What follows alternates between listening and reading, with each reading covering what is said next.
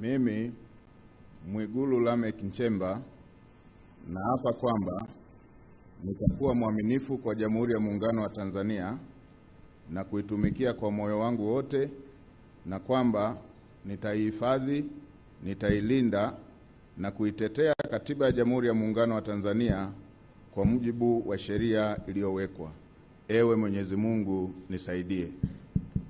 Mimi Mwigulu Lameck Nchemba naapa kwamba nitaitumikia vema na kwa moyo thabiti Jamhuri ya Muungano wa Tanzania katika kazi zangu za waziri mkuu, na kwa wakati wote nitamshauri kwa hekima na uaminifu Rais wa Jamhuri ya Muungano wa Tanzania, na kwa vyovyote vile sitatoa siri za baraza la mawaziri.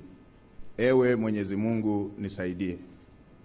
Mimi Mwigulu Lameck Nchemba